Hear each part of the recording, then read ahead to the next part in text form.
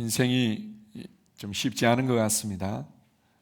우리의 삶 가운데 많은 즐거운 날들이 있고 또 기대도 있고 또 성취도 누리지만, 그러나 뒤돌아보면 금방 지나간 것 같고 뒤돌아보면 또 정말 내 가슴에 남아있는 일들이 그렇게 또 많지도 않은 것 같습니다. 우리가 이제 모세는 120살까지 아주 건강하게 강건하게 살았습니다. 그가 이 시편에 글을 쓴 이제 그 모세의 시라고 하는 내용이 나오고 있는데요. 이제 모세가 인생을 뒤돌아보면서 그냥 단적으로 인생을 이렇게 말하고 있습니다. 우리 한번 보시겠습니다. 시편 90편 10절을 보게 되면 우리의 연수가 70이요 강건하면 80이라도 그 연수의 자랑은 수고와 슬픔뿐이요 신속히 가니 우리가 날아가나이다. 그렇죠? 전에는 정말 피부가 없다는 얘기를 많이 들었는데 언제부턴가 이 검버섯도 생기고 주름도 많아진 것 같고, 그리고 이게 뭐 아무리 처발라도 뭐 회복이 잘 안 되는 것 같고, 그러다 보면은 자꾸 이제 두꺼워져서 변장하는 것 같고 이제 그렇게 되는 경우들이 있습니다. 금방 지나간다. 금방 지나가는데 뒤돌아보니까 이 모든 날들이 수고와 슬픔뿐이다. 인생이 참 수고와 슬픔의 날들이죠. 그래서 인생에게는 위로가 필요합니다. 뭔가 우리가 살아가면서 받을 수 있는 위로가 그렇게 많지 않다 보니까 뭐 여러 가지 어떤 놀이라든지 뭐 이벤트라든지 뭐 많은 일들을 자꾸 만들어 내지 않습니까? 그러나 인생에게 깊은 속으로부터 우리에게 소망을 주고 힘을 주고 능력을 주고 지혜를 주는 위로가 있다. 인생에게 정말 위로가 필요하죠. 오늘 읽었던 본문 말씀을 보게 되면 사도 바울에게도 너무나 큰 피로가 필요했음을, 그 위로가 필요했음을 고백하고 있습니다. 사도 바울은 주님을 위해서 살았고 복음을 위해서 살았고 새로운 피조물로서 매일매일 속이 새로워지고 매일매일 주님의 은혜 가운데 걷는다고 고백했지만, 그러나 그의 걸음걸음 많은 순간 가운데 주님과 함께 사역하는 그 상황 가운데서도 위로가 필요했음을 고백하고 있습니다. 제가 이제 그 사도 바울이 정말 하나님의 위로가 필요하고 도움이 필요했던 상황들을 성경에서 찾아보니까 너무 많은 거예요. 너무 많아서 그 중에서 가장 어떤 이제 많은 부분들을 말하고 있는 내용들을 좀 정리를 해봤는데요. 자, 보겠습니다. 고린도후서 11장 26절 27절입니다. 여러 번 여행하면서 강의 위험과 강도의 위험과 동족의 위험과 이방인의 위험과 시내의 위험과 광야의 위험과 바다의 위험과 거짓 형제 중에 위험을 당하고 또 수고하며 애쓰고 여러 번 자지 못하고 줄이며 목마르고 여러 번 굶고 춥고 헐벗었노라. 복음을 위해서 살아가면서 겪었던 삶의 많은 이제 어려움들을 이렇게 고백하고 있습니다. 이 강의 위험이 있었고 강도의 위험이 있었고 동족의 위험이 있었고 이방인의 위험이 있었고, 위험 중에서 가장 위험한 게 있다면 그건 사람을 통해서 받는 위험이죠. 사람들을 통해서 받는 다양한 위험이 있었고 시내의 위험과 광야의 위험과 바다의 위험과 환경을 통해서 다가오는, 내가 감당하기에는 너무 버겁게 느껴지고 어떨 때는 그냥 나 혼자 이 세상에 그냥 덩그러니 남아서 그 모든 것들을 감당해야 될 것 같은 큰 중압감, 압력을 느낄 때도 있는 거죠. 거짓 형제 중에 위험을 당할 때 그 상처는, 사람을 통해서 받는 상처는 또 크게 남지 않습니까? 거짓 형제로 말미암아 받은 그런 위험들이 있었고 복음을 위해 수고하고 애쓰고 여러 번 자지 못하고 줄이며 목마르고 여러 번 굶고 춥고 헐벗었노라. 어떤 일정 시기 동안은 하나님께서 우리에게 사형 선고를 내리신 모양이다 라고 여길 만큼 아주 큰 고통과 압력이 있었음을 말해주고 있습니다. 자, 디모데후서 4장 9절 10절 16절도 같이 읽습니다.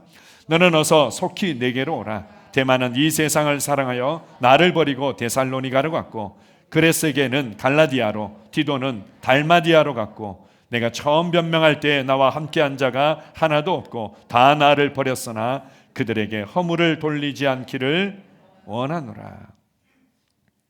중요한 동역자 이름이 나옵니다. 데마라는 동역자가 있었습니다. 사도 바울에게 아주 힘이 됐고 함께 동역하면서 많은 또 수고와 열매를 거뒀었는데요. 데마가 주님을 위해 살아가면서 그리고 이렇게 복음을 위해 살아가면서 겪는 이제 압력을 이 주님의 위로로, 주님의 은혜로 이게 넘어서지 못하고 이제 이게 축적되기 시작한 거죠. 자꾸 누적되기 시작하더니 꼭 이렇게 해야만 되는가? 예수님을 믿는다는 것이 꼭 이런 건가? 라면서 이제 마음에 답답함이 생기면서 세상 사람들과 자꾸 비교가 되어진 겁니다. 저 사람들은 예수님 안 믿어도 저렇게 사는데, 이렇게 사는데, 비교하더니 이제 그런 부분들을 점점 부러워하더니 사랑하게 된 거죠.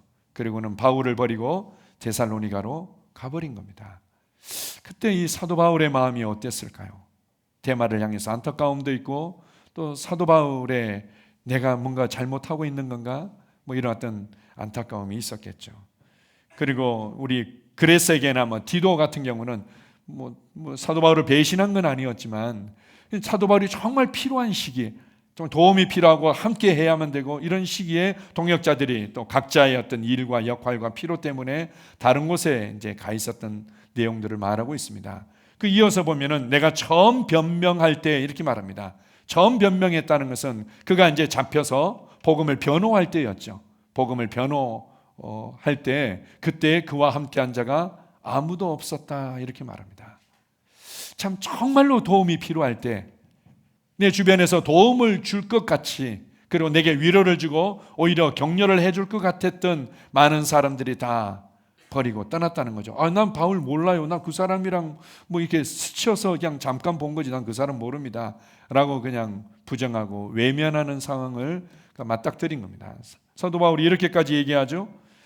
다 나를 버렸으나 그들에게 허물을 돌리지 않기를 원하노라. 사도 바울이 허물이라고 여길 만큼 뭔가 사도 바울에게 상처를 주었다는 겁니다. 그러나 나는 그들에게 이 허물을 돌리지 않는다. 모든 사람이 다 나를 버리고 내가 혼자 버려진 것 같았을 그때에도 주님이 함께 하셨다는 겁니다. 그때 참 많은 위로와 도움이 필요한 시기죠. 주님께서도 사실 이 땅을 살아가면서 정말 홀로 이 모든 과정을 통과하고 홀로 십자가를 지고 홀로 우리의 죄와 저주의 그 무거운 짐을 감당하셔야만 했지만, 그러나 동시에 제자들을 통해서 그분은 위로를 받으셨고 겟세마네 동산에서도 마찬가지입니다.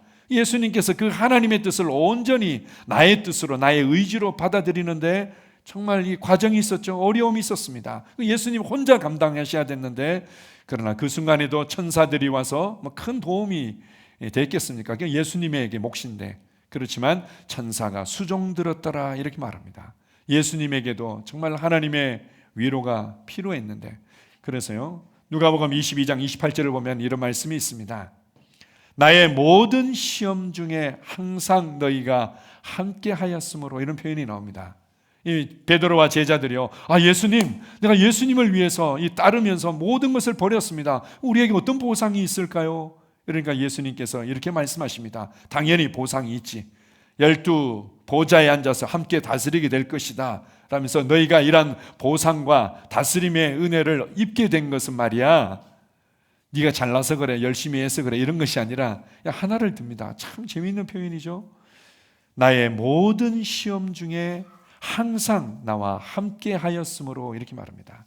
나의 모든 시험 중에 함께 하였으므로. 예수님에게도 그것이 너무나 큰 위로가 되고 격려가 되고 힘이 되었다는 것을 고백하고 있습니다. 12 제자들이 뭘 대단히 역할을 내서 12 보좌에 앉았던 것이 아니라 하나님의 선택이었죠. 그리고 예수님의 고난 중에 그들이 함께 했기 때문에 그 은혜가 온전히 그들의 것이 되었다고 말씀합니다. 자, 고린도후서 1장 9절입니다. 우리는 우리 자신이 사형 선고를 받은 줄 알았으니 이는 우리로 자기를 의지하지 말고 오직 죽은 자를 다시 살리시는 하나님만 의지하게 하심이라. 사도 바울이 환경적으로 상황적으로 사람을 통해서 모든 면에서 너무 큰 압력과 고통을 겪은 겁니다. 하나님 도와주십시오. 하나님 이 상황에서 나름대로 권세도 사용하고, 그리고는 하나님께 간구했지만 뭔가 내가 원하는 필요대로, 내가 원하는 속도대로 바로바로 해결되지 않은 것 같을 때, 하나님께서 이제 마지막이라고 사형 선고를 언도하신 건가? 여기서 죽는 건가? 이런 마음이 이제 들었다는 거죠. 그만큼 큰 압력과 고통이 있었다는 겁니다. 뭐라고 고백하죠? 더 이상 우리 자신을 의지하지 않고 자기를 의지하지 않고 죽은 자를 다시 살리시는 하나님만 의지하도록, 부활의 하나님만 온전히 의지하도록 그렇게 하기 위해서 하나님께서 바로바로 그것을 해결하지 않고 뭔가 느슨하게 손을 넣어주시면서 기다리시는 것처럼 보여졌다는 겁니다. 왜 그렇습니까? 그렇다고 하나님께서 그냥 내버려 두거나 안 그러면 얼마나 잘하나 보자 이런 것이 아니라 위로하시는 하나님이죠. 그래서 계속해서 이 상황에서 주님만을 의지하도록 하면서 끊임없이 위로하신 겁니다. 위로하시고 그리고는 그걸 격려하시고 세워져서 이 과정을 잘 통과하도록, 주님만을 의지하면서 이 과정을 잘 통과하도록 위로하시는 하나님을 계속해서 고백하고 간증하고 있습니다. 하나님의 위로가 있다면 이렇게 사형 선고가 언도되어지고 더 이상 어떤 그 희망도 보이지 않는 그 상황에서도 힘을 얻고 소망을 품고 이 과정을 통과할 수 있는 거죠. 제가 이제 동탄 제자로 교회를 개척하기에 얼마 전과 개척하고 나서 저에게는 참 많은 좀 어려운 시기였습니다. 심적으로 뭔가 나 혼자 떨어진 것 같고, 나 혼자 모든 것을 감당해야 될 것 같고, 나 혼자 이 모든 것을 감내해야 될 것 같은 그 답답함과 그 압력들이 참 많이 컸었습니다. 한 번은 이제 개척이 얘기되어지고, 그리고 이제 개척하기로 이제 정리하기로 하고 이제 출발하기로 한 달 전쯤인가요? 그때 이제 금요 월간 기도회가 있었습니다. 그때도 이제 제 마음 가운데 뭔가 이제 믿음을 발휘하고 또 주님을 기대하고 또 주님께서 행하실 일들을 또 기대하고 이러지만 깊은 속에서 뭔가 이 흐르는 이제 그런 어떤 이제 답답함이 있었던 거죠. 그런데 그때 찬양을 하는데 찬양을 통해서 주님이 제 마음을 만지시는 것들을 제가 경험했습니다. 내 평생 신실하신 분, 내 평생 신실하신 주님, 내 평생 신실하신 분, 그리고 변함없이 나와 함께 하시는 그 하나님을 제게 이렇게, 그래서 여러분들도 아마 경험하실 겁니다. 가끔씩 전혀 생각하지도 않았어. 뭐 내가 조금 전에 뭐 어디 들은 것도 아니야. 그런데 갑자기 그냥 찬송가가 안으로부터 흘러나옵니다. 찬송가가 흘러나와서 나도 모르게 그걸 흥얼거리고 있는 거죠. 내가 찬송가가 왜 이렇게 흥얼거리지 하는데 찬송가의 그 가사가 내 심령을 이렇게 만지면서 이렇게 심령에 힘을 주고 회복시키는 이런 경험들이 있습니다. 주님께서 함께 하시는 거죠. 주님께서 우리가 정말 사망의 음침한 골짜기 같은 그 길을 걸어갈지라도 하나님의 위로가 함께 하시고 그 위로로 말미암아 주님을 의지하면서 그 길을 걸어가도록 하시는 분입니다. 그래서 우리가 히브리서 4장에 보게 되면 너희가 은혜의 보좌 앞에 머뭇거리지 말고 담대히 나와라, 은혜의 보좌 앞에 담대히 나와라 라고 얘기를 하면서 그 앞에 뭐라고 얘기하는가 하면은 예수님은 우리의 모든 것들을 체휼하신 분이다, 우리의 모든 것들을 몸소 경험하시고 알고 계신 분이시기 때문에 우리를 불쌍히 여기시는 분이다. 그래서 우리가 긍휼히 여기심을 받고 불쌍히 여기심을 받고 은혜의 보좌 앞에 담대히 나와라 이렇게 말합니다. 하나님은 우리를 위로하시는 분이죠. 오늘 읽었던 본문 말씀 1장 3절 5절 한번 읽어봅시다. 찬송하리로다. 그는 우리 주 예수 그리스도의 하나님이시요 자비의 아버지시요 모든 위로의 하나님이시며 그리스도의 고난이 우리에게 넘친 것 같이 우리가 받는 위로도 그리스도로 말미암아 넘치는도다. 모든 위로의 하나님이십니다. 그분은 자비의 하나님이실 뿐만 아니라 모든 위로의 하나님이시다. 야고보서에 보게 되면요, 하나님은 모든 빛들의 아버지시다, 모든 빛들의 하나님이시다 이렇게 표현하는데요, 그것은 모든 빛의 근원이시고 빛의 내용이시며 빛을 창조하신 분이죠. 마찬가지로 모든 위로의 하나님이시다. 하나님께서 그 위로라는 것의 근원이며 내용이며 하나님께서 사람들에게 힘을 주고 소망을 주고 전진하도록 하는 것에 위로라는 것을 만드신 분이죠. 위로라는 것은 괴로움이 있고 슬픔이 있고 어려움이 있을 때 그 마음을 이렇게 풀어주고 달래주는 따뜻한 말이나 행동, 공감 이런 것을 위로라고 얘기합니다. 하나님은 그러신 분이라는 거죠. 많은 그리스도인들이 하나님이 뭔가 엄하고 인색한 분처럼, 그리고 내가 행동을 얼마만큼 잘했냐 못했냐에 따라서 하나님께서 그냥 고개 맞춰서 맞춤형으로 벌 주시고 상 주시는, 이런 표현들이 적절할지 모르겠는데 꼭 자판기 같은 느낌. 100원짜리의 어떤 뭔가 자격을 갖추면은 하나님이 100원짜리 은혜만 딱 주시고, 내가 500원짜리 은혜와 자격을 갖추면은 하나님이 500원짜리 은혜를 딱 주시는 것처럼 그렇게 생각합니다. 아닙니다. 하나님은 자비의 하나님이시고 긍휼의 하나님이시고 모든 위로의 하나님이시다, 이렇게 말합니다. 그래서 우리가 때로는 복음을 전하면서 예수 그리스도를 믿는 것 때문에 받는 핍박과 오해와 손해들이 있다, 이것을 고난이라고 얘기하지 않습니까?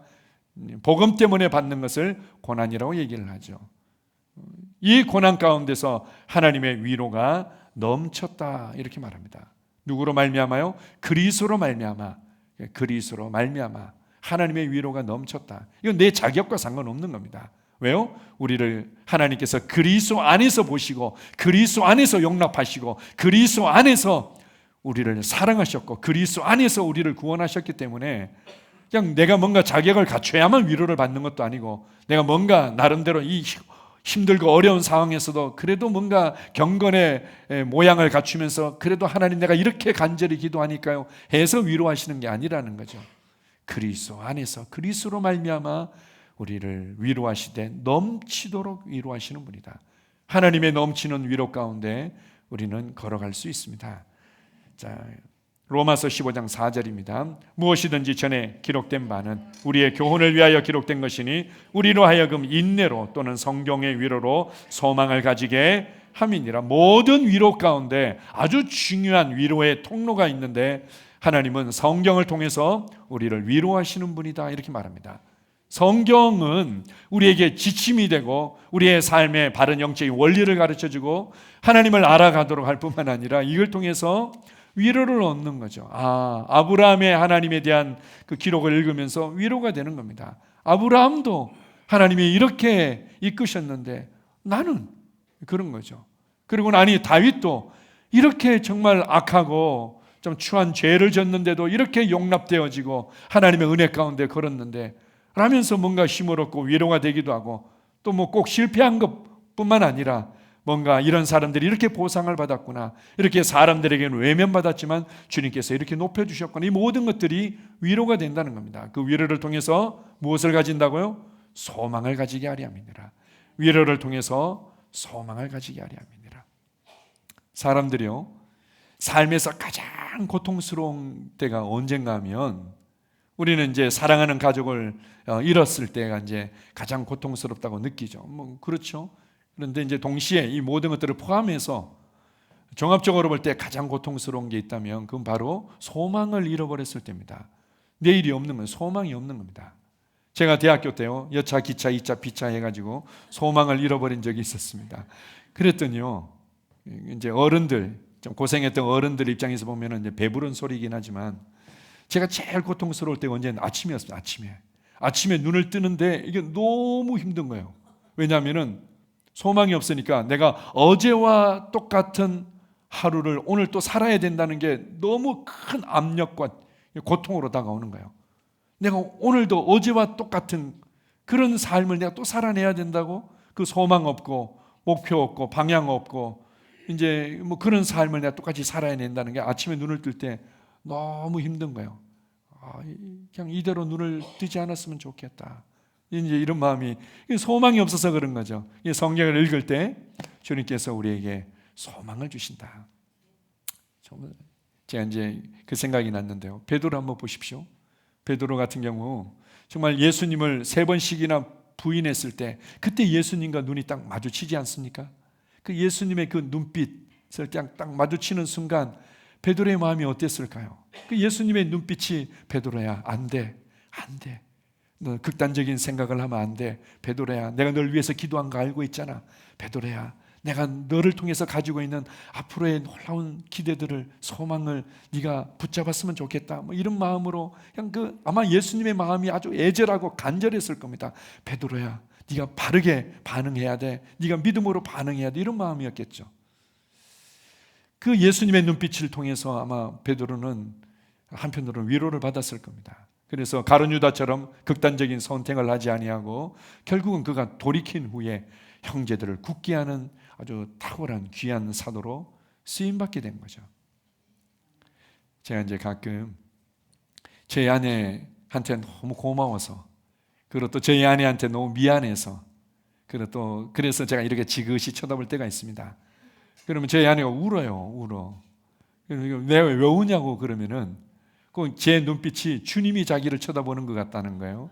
그리고 또 이제 어릴 때 아빠가 자기를 쳐다보는 것 같은 그런 눈빛이라고 그래서 운다는 거죠. 우리 남편들 그렇게 울려보신 적 있으시죠? 뭐 다 그렇게 사시죠? 아내가 너무 고마운 거죠. 나랑 살아주는 게 너무 고맙기도 하고, 또 때로는 또 너무 부족한 것 같아서 너무 미안하기도 하고, 그리고 또 지금 겪고 있는 상황들이 또 힘내라고 또 격려해주고 또 고맙기도 하고, 이렇게 해서 이제 이렇게 쳐다볼 때가 있습니다. 그 예수님 성경을 읽을 때 우린 그런 주님의 눈빛을 발견할 수 있습니다. 힘내라, 내가 너와 함께하고 있지 않니? 다윗이 그러한 그 하나님의 눈빛, 하나님의 위로를 경험하면서 이렇게 고백하지 않습니까? 내가 사망의 음침한 골짜기를 지날지라도, 사망의 음침한 골짜기의 그 공포감, 그 두려움, 그 압력, 그것을 지날지라도 내가 해를 두려워하지 아니할 것은 주께서 나와 함께 하심이라. 자, 계속해서 보겠습니다. 사도행전 9장 31절입니다. 그리하여 온 유대와 갈릴리와 사마리아 교회가 평안하여 든든히 서가고 주를 경외함과 성령의 위로로 진행하여 수가 더 많아지니라. 초대교회가 어떻게 평강 가운데 그리고 더 많은 영혼들을 얻고 복음의 영향력을 끼치며 확장되어졌는지 이렇게 말합니다. 말씀의 능력이지만 동시에 그들에게 아주 중요한 능력이 있었는데 주님을 경외하는 중심이 있었다는 겁니다. 주님을 경외했다는 거죠. 그리고 또한 성령님의 위로가 있었다. 초대교회의 어떤 파워 가운데 아주 중요한 부분은 성령님의 위로가 있었다는 겁니다. 이 성령님은 위로하시는 분입니다.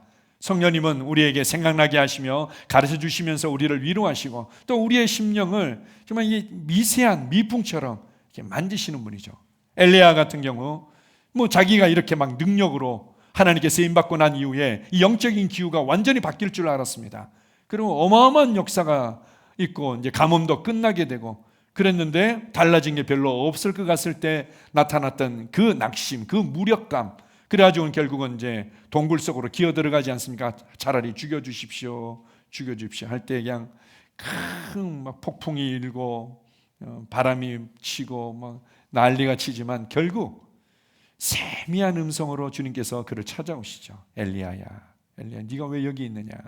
라면서 엘리야에게 정말 엘리야의 사역에 가장 중요하면서도 그리고 거의 이제 마지막 사역에 대한 비전들을 그냥 조금 말씀해 주시면서 그를 위로하시고 회복시켜 주십니다. 너의 사역은 끝나지 않았고 그리고 너의 사역을 통해서 모든 것이 다 해결되지는 않는다.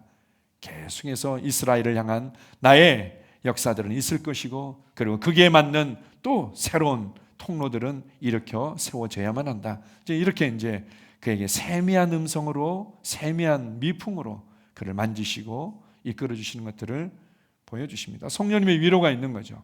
여러분들이 혼자인 것 같을 때 그리고 정말 나 혼자만 이 압력을 받고 있는 것 같을 때 성령님은 우리를 이렇게 만지십니다. 만지시고 우리를 힘을 주시는 분이죠.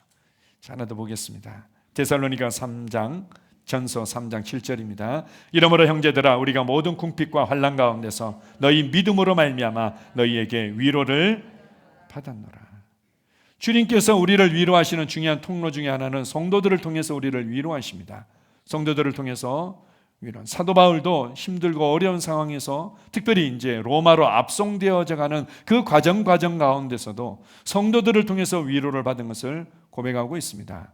주님께서 보내주시는 거죠. 그 뒤에 그 고린도후서 7장 6절에도 보면은 그러나 낙심한 자들을 위로하시는 하나님이 낙심한 자들을 어떻게 위로했다고요? 디도가 옴으로 우리를 위로하셨다. 디도가 아마 의도적으로 그냥 다 계획을 했던 것 같지는 않습니다. 이 뉘앙스를 봤을 때는 하나님께서 왠지 디도에게 뭔가 감동을 주시고 뭔가 어떻게 우연치 않게 함께 만날 수 있는 어떤 상황이 됐던 것 같습니다. 하나님께서 위로하시는데 디도를 보내줌으로 위로하는 거죠. 이 성도들을 통해서 주님은 우리를 위로하십니다. 성도들의 손길을 통해서, 성도들의 따뜻한 눈빛과 고백을 통해서. 그렇다고 해서 이제 사람들이 위로받기 위해서 성도들과 늘 함께하기를 이제 원하는 건 아니죠. 여기 보면은 너희 믿음으로 말미암아 위로를 얻는 겁니다. 믿음의 교제가, 믿음의 반응이, 믿음의 간증이 실제로 위로가 되는 거죠. 케네스 목사님이 이제 목회를 하실 때요, 우리 한 그 귀한 성도님의 남편분이 이제 돌아가셨습니다. 일찍 돌아가신 거죠. 그때 이 아내분이 너무 큰 슬픔에 이제 눌려 있었던 겁니다. 이 사람들이 올 때마다 아이고 이제는 어떡하냐고, 그렇게 자상하고 그렇게 잘 챙겨주셨던 남편이 돌아가신다 어떡하냐고 이러면은 그냥 마음이 더 비통해져 가지고 그냥 괴로워하는 거죠. 그럼 이제 케네스 목사님께서 이제 가셔서 이제 말씀으로, 믿음으로 권면해 주시는 겁니다. 아픔이 있겠지만 그러나 하나님의 품 안에 안식하고 있다. 우리는 부활의 날에 다시금 만나게 될 거라고. 그리고는 그것이 우리의 힘이고 능력이고, 그때 정말 우리가 성장하고 주님을 위해서 살다가 영광의 면류관을 받으며 서로 축하해 주면서 만나야 되지 않겠는지, 이런 말로 이제 격려를 해주면 맞아요 이러면서 이제 얼굴에 생기가 들고 힘이 드는 거죠. 감사합니다 목사님, 맞아요 이렇게 하면은 이제 또 다른 분이 오시는 거죠. 아이고 이제는 어떡하냐고, 얼마나 힘드시냐고 이러면서 하면은 또 낙심돼 가지고는 이제 수렁으로 이제 들어가는 겁니다. 이건 위로가 아니죠. 위로가 아니죠. 너희의 믿음으로 말미암아 너희가 위로를 받았느니라. 믿음의 고백으로, 믿음의 간증으로, 믿음의 교제로 위로를 받게 하신 겁니다. 주님께서 성도의 위로로 우리를 세우고 계심을 말씀하십니다. 자, 하나 더 보겠습니다. 고린도전서 14장 3절입니다. 그러나 예언하는 자는 사람에게 말하여 덕을 세우며 권면하며 위로하는 것이요. 사도 바울을 통해서요, 우리 모든 그리스도인들이 예언하기를 원한다, 예언하기를 사모해라 이렇게 말합니다. 이 예언은 미래의 일들을 거창하게 뭔가 그럴듯하게 말하는 것이 아니라 이 성경에서 말하고 있는 이 예언의 더 중요한 의미는 이 영어로 foretelling 그래가지고는 내게 감동되어지 내가 붙잡은 말씀을 밖으로 말해내다 이런 뜻입니다. 하나님의 말씀을 말해낼 때 이것은 예언이 되는 겁니다. 그래서 이 예언은 그냥 뭔가 내가 들었는데 봤는데 앞으로 이런 일들이 일어날 거야 이런 것이 아니라 예언의 결과는 반드시 권면하고 위로하는 것이다. 두려움을 주거나 뭔가 답답함을 주는 것이 아니라 위로하는 것이다. 그래서 교회 가운데 이러한 위로가 충만하기를 주님은 원하시는 겁니다. 감동을 따라서 말씀을 말하십시오. 감동을 따라서 너무 앞뒤 가리지 말고 이렇게 얘기하는 것이 아니라 성령의 이제 감동을 따라 지혜롭게 말씀을 말해낼 때 이게 예언하는 겁니다. 위로하는 예언인 거죠. 위로하는 예언이라서 사람들이 위로를 받고 세움을 얻게 되어 있습니다. 우리 셀 모임 하다가 또 찬양하다가 기도하다가 감동을 따라서 말할 때 이거 예언하는 겁니다. 그걸 통해서 권면하고 위로가 일어나는 거죠.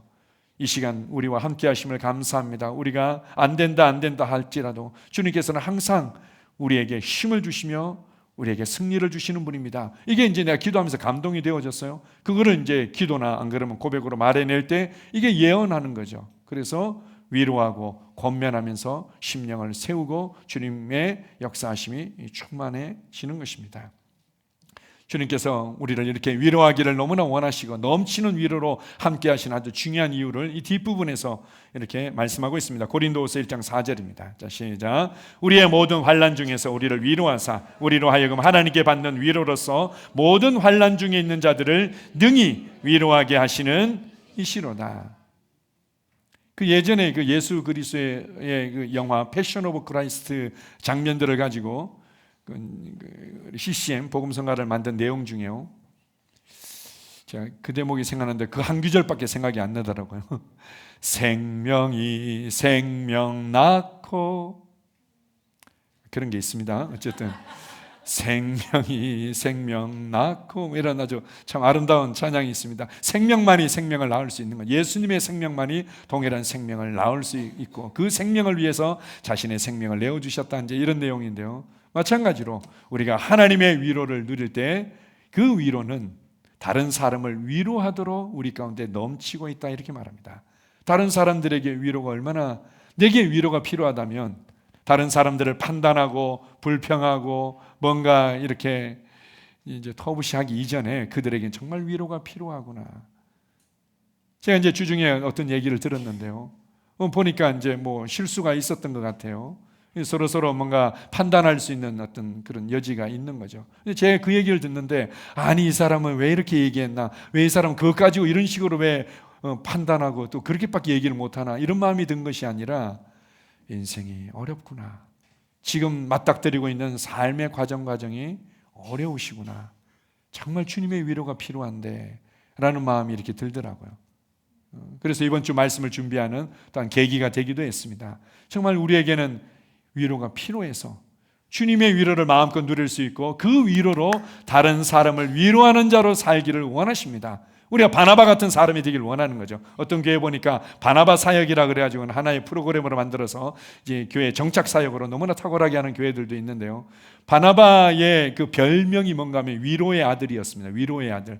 바나바는 너무나 위로를 잘했던 사람이라는 거죠. 위로의 아들 바나바. 이 교회 가운데 그런 하나님의 위로로 말미암아 위로하는 자들이 많아지기를 원한다. 자, 고린도후서 1장 6절입니다. 우리가 환난 당하는 것도 너희가 위로와 구원을 받게 하려는 것이요, 우리가 위로를 받는 것도 너희가 위로를 받게 하려는 것이니, 이 위로가 너희 속에 역사하여 우리가 받는 것 같은 고난을 너희도 견디게 하느니라. 고난이 있다. 예수님을 믿는 것 때문에, 그리고 복음을 전하는 것 때문에 받는 반드시 그런 고난이 따르게 되어 있는데, 그것을 견딜 수 있도록 하는 것이 바로 하나님의 위로다, 이렇게 말합니다. 그레이트 리셋이라는 거예요. 그레이트 리셋은 이제 글로벌 리셋, 전 세계를 완전히 다 초기화해야 된다, 이런 이제 언급들이 있습니다. 뭐 해석을 조금씩 다르게 이제 그 단어들을 사용하기도 하지만, 그레이트 리셋의 이제 가장 중요한 의미는 뭔가하면, 유대교적인 유산, 기독교적인 유산을 완전히 다 싸그리 없애버려야 된다. 그래야만 이 땅이 전쟁이 없고 평화에 모두가 잘 살 수 있는 나라가 된다. 이런 것들을 추구합니다. 그래서 그레이트 리셋, 다른 말로 얘기하면은 이제 기독교와 복음에 대한 대대적인 핍박이 따른다는 것을 의미하겠죠. 점점 세상은 그러한 어떤 분위기로 전진하는 것 같습니다. 또 이제 그렇게 되어져 가고 있는 거죠. 유대교적인 유산과 기독교적인 유산이 세상을 뭔가 고통 가운데로 밀어넣는 것처럼 그렇게 자꾸 선동하고, 그렇게 해서 이제 그들을 핍박하는 게 영적인 거죠. 영적인 거. 결국 마귀가 자기 날이 얼마 남지 않은 것을 알고는 마지막 발악을 하는 거죠. 점점 더 어떤 기독교인으로서 복음을 믿는 것 때문에, 예수님을 믿는 것 때문에, 복음을 전하는 것 때문에 받는 어려움과 손해와 핍박들이 있을 수 있습니다. 그때 이 모든 것들을 견디게 하는 것은 하나님의 위로라는 거죠. 성경을 통해서 더욱더 위로를 누리십시오. 성령님의 위로를 누리십시오. 성도들을 통해서 위로를 누리십시오. 자, 고린도후서 1장 7절입니다. 너희를 위한 우리의 소망이 견고함은 너희가 고난에 참여하는 자가 된 것 같이 위로에도 그러한 줄을 알미라. 우리가 이렇게 위로를 받게 될 때, 아까 소망에 관한 얘기를 했지만요, 우리의 소망이 견고해진다. 고난을 견디고 또 어려움을 통과하도록 만드는 것은 바로 소망이 견고할 때죠. 위로를 통해서 우리의 소망이 견고해진다, 이렇게 말합니다. 아, 그렇구나. 지금이 끝이 아니구나. 지금 내가 맞닥뜨리고 있는 이런 어려움과 문제들이 끝이 아니구나. 나를 향한 주님의 예비된 삶이 있고, 보상이 있고, 영광된 삶이 있고, 영향력을 끼치는 삶이 있구나. 이 소망이 너무 견고한 거예요. 이거 흔들 수 있는 게 없어. 주님의 위로가 우리 가운데 충만할 때 우리는 이러한 소망의 견고한 가운데 서게 되고, 그걸 통해서 다른 사람들을 위로하는 사람이 되는 겁니다. 위로하는 사람으로 살아가십시오. 주님의 위로를 마음껏 누리고 위로자로 살아가십시오. 뭔가 분석적인 사람으로 알려지지 마시고, 너무 이렇게 판단하는 사람으로 알려지지 마시고, 불평하고 원망하는 사람으로 알려지는 것이 아니라 위로하는 사람으로 알려지십시오. 주님의 위로가 우리와 함께하고 있습니다. 제가 이제 천안 제자로 교회를 개척하고요, 정말 개척교회 때 참 많은 필요가 있는 성도들이 이제 연결되지 않습니까? 그래서 그들에게 섬기고 이렇게 해도 어느 날은 이게 끝이 없는 것 같은 이제 막막함이 이제 가끔씩 이렇게 들 때가 있습니다. 저희가 이제 쌍용역 바로 앞에 있었는데요, 거기에 지금도 아마 있을 겁니다. 장항선이 지나갑니다. 장항 우리 서천 밑에 장항 있잖아요. 거기까지 이제 있었는데 지금도 거기 종착지인지 모르겠습니다. 장항선이 이게 지나가는데요. 그냥 지나가면 좋겠는데 가끔씩 기적을 울리면서 지나갑니다. 퀴 이러면서 퀴 지나가죠. 그걸 들으면은 아, 나도 멀리 떠나고 싶다. 그러니까 이제 뭔가 내가 그 어떤 위로가 필요하다는 이제 그런 이제 감정적인 느낌인 거죠. 멀리 떠나고 싶다. 기적이 우네. 나도 떠나고 싶다. 그런데 어떻게 해요? 또 만나야 될 사람, 양육해야 될 우리 성도가 있고, 함께 또 기도회가 있고, 예배가 있고, 이제 그런 걸 생각할 때, 네, 이제 주님을 바라보는 거죠. 주님. 그럴 때 주님의 위로하심이 있습니다. 그것으로 내가 기쁨으로, 즐거움으로 다른 사람을 위로할 수 있는 힘과 능력과 지혜가 생기는 거죠. 주님은 우리가 이렇게 위로를 낳고, 위로가 구원을 낳고, 위로가 견딤을 낳고, 위로가 소망을 낳고, 그래서 교회 가운데 하나님의 위로가 충만하고 우리의 삶 가운데 위로가 충만해서 사람들을 위로하는 자로 살아가기를 주님은 원하십니다. 아멘. 할렐루야. 자, 말씀 준비하면서 우리 생각났던 찬양 우리 같이 부르면 좋겠습니다. 나를 지으신 주님, 내 안에 계셔. 우리 함께 찬양하겠습니다.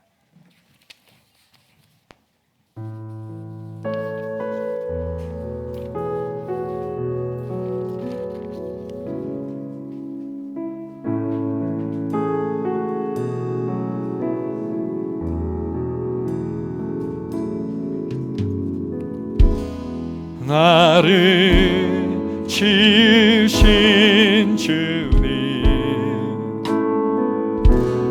내 안에 계셔.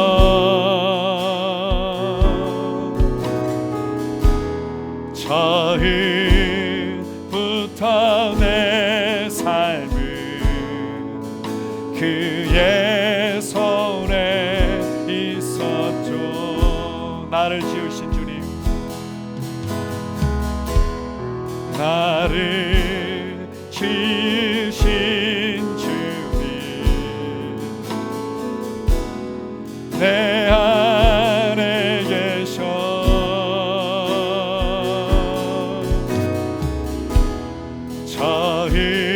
처음부터 내 삶을 그의 손에 있었죠.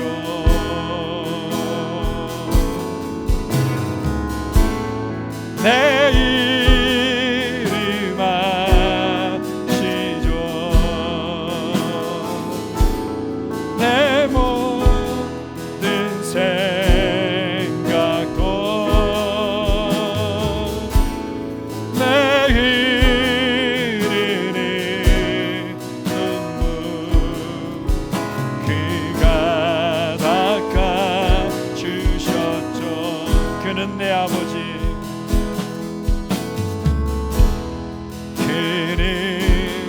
내 아버지, 난 그의 소유.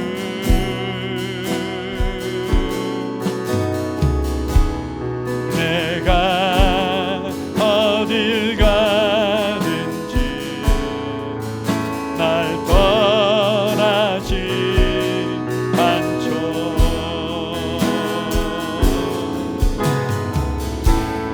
내 이름 아시죠.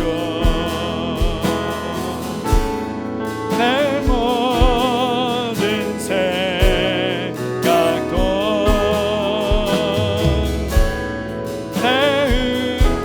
내으라 부를 때 그가 들으시죠. 그가 들으시죠. 내 이름 아시죠. 내 이름 아시죠. 내 모든 생각도 아바라 부를 때 그가 들으시죠.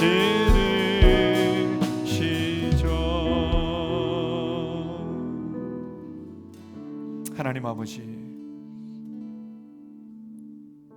우리에겐 하나님의 위로가 필요합니다. 주님이 우리의 모든 것을 알고 계시기에, 그 나의 하늘 아버지께서 신실하시기에 우리를 위로하시고 우리에게 새 힘을 주시며 우리로 소망의 견고함 가운데 서게 하심을 감사합니다. 내 삶이 영원토록 지금과 같을 수 않을 것입니다. 이 모든 것들이 지나가고 오히려 나는 위로하는 자로 나타나게 될 것입니다. 긍휼히 여기는 자로 나타나게 될 것입니다. 즐거움으로 섬기는 자로 나타나게 될 것입니다. 아버지 감사합니다. 주님의 위로로 우리의 심령을 새롭게 하심을 감사합니다. 말씀을 읽을 때마다 주님의 위로를 발견하며 성령님과 교제할 때마다 주님의 위로를 발견하고 성도들과 믿음의 교제를 나눌 때마다 위로를 누리며 우리가 믿음으로 예언할 때마다 위로를 누리게 하심을 감사합니다. 주님만을 찬양합니다. 모든 위로에 아버지 감사합니다. 예수님 이름으로 기도합니다. 아멘.